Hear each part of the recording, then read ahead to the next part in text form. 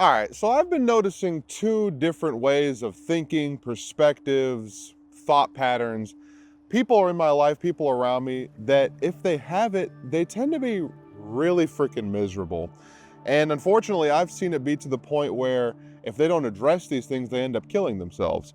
So I want to show you these two things, where it stems from, and how to figure out if you have it too before it's too late. Whether you go on living a miserable life or you end up ending your life. So, this first perspective is one of the most insidious ones, meaning it comes up and it's almost like you don't even notice it, but it's sitting there in the background. And the unfortunate part is, you think that you're doing the right thing and you think that you're helping yourself. But in fact, when you live this way, it's actually amplifying how fucked up your life really is. Let me give you a for instance. I'm going to tell you about one of our friends, Frank. Frank was a guy who, if you looked at him from the outside, he seemed to have everything.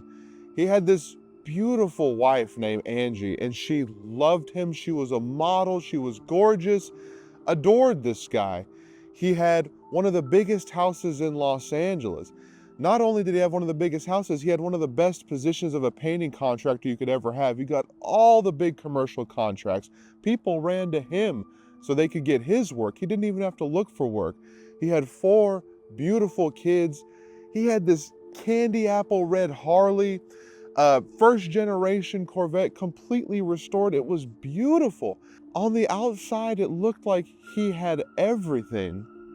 But after 22 years of knowing this guy, he puts a bag around his head. Well, first, he pops a handful of pills, puts a bag around his head, tightens a rubber band, and pulls the plug.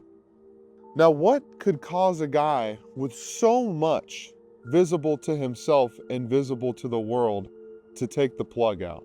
It's because the inside is completely empty. We have this delusion that if we fill the outside world full of things and stuff, it will be able to fill the vacancy that's inside of us. But here's the insidious part. In fact, the more stuff that you add into your life while still having that vacancy on the inside, it actually puts a backdrop on how empty your life really is. Because now that you have all of those things and you still feel empty and you still feel like you want it all to end, now what? Now what do you do? This is an unfortunate perspective I am starting to see more and more, especially in our culture, especially in our generation, because now we have the comparative culture and we are comparing ourselves to every single short Instagram reel, TikTok, whatever the fuck you're looking at, and you're comparing your insides to their outsides. And you think that whenever I can reach that, if only I could have that, if only I could have that big house, if only I could have that beautiful girl or that beautiful man, if only I could have the Bugatti, you think that you're going to be fulfilled. It is a scary and unfortunate perspective that has been around, but I feel like is taking a hold of us more and more. Now the question is, what do I do about that? Maybe you see that in yourself. What can I do? The problem is, we think that we have to fill the emptiness with stuff, but in fact, it's a spiritual emptiness. I'm not religious. I'm not going to tell you you got to go find Christianity, Islam, whatever. I'm not into any of that stuff either, but it's a spiritual hole that you need to fill. It's not a materialistic hole. That is why you can find a teacher, a housewife, a post-mail worker be way, way happier than somebody who has millions of dollars, because they have their spiritual gap filled. They don't need all that stuff to know that their back is covered, that they're going to be okay. No matter what happens, no matter what's going on, they're good. That's why I know people, and maybe you know some people, who off themselves in $1 million homes. None of that shit matters. And people are making that the criteria to be happy. It's a mix of thinking that material things have to be in place, but also a mix of, if only I had these things. So you need things to be met, and you need a bunch of stuff before you can be happy. But when you reach that and the inside is still empty, now what? So my suggestion to you if you're feeling these things, if you're experiencing these things, or if you know somebody in your life that's experiencing these things, is to go figure out what they really want, what you really want. What can you do to be able to give back to the earth? Because acquisition of all of these things, getting all of these things is just, what can I have? What can I take? The first step that I learned in spirituality is, what can I give to you? What can I give back to the world? And the second that I started giving all that I could, then I started to receive that spirituality and that energy needed to fill that emptiness that I felt.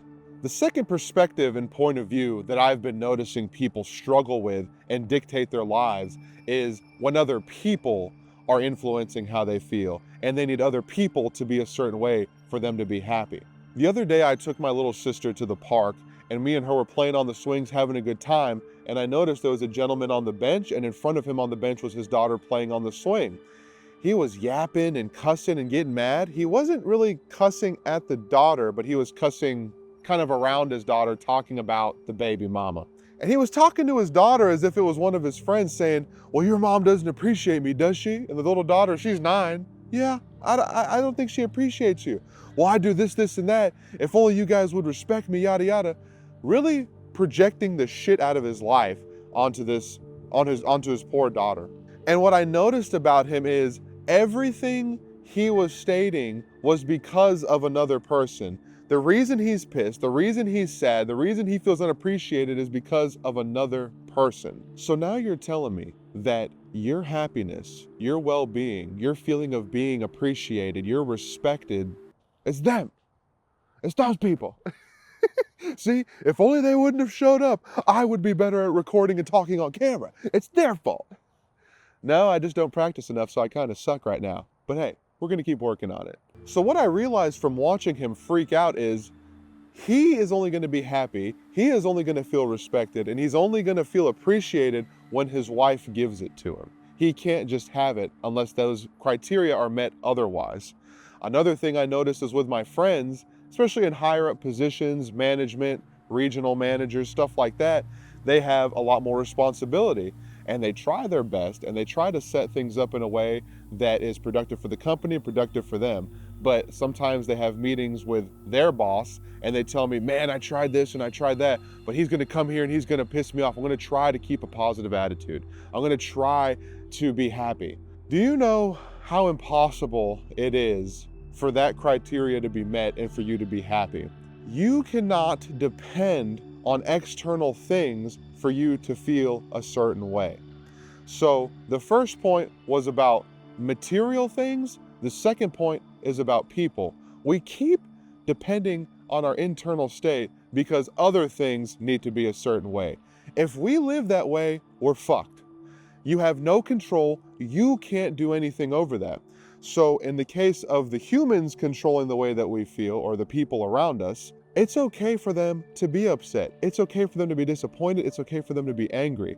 I'm just going to be happy anyway. So the second we stop placing accountability and responsibility on external factors, having these minuscule bullshit criteria be met so that we can feel a certain way, the sooner we can be happy.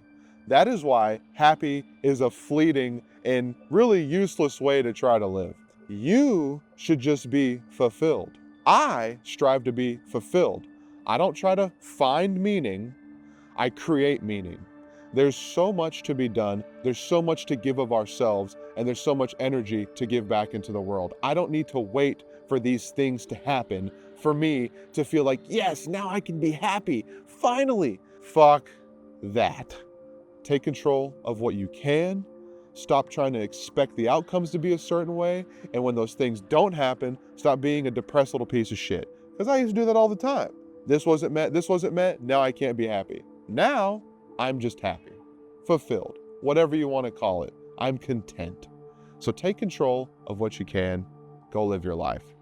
You're welcome.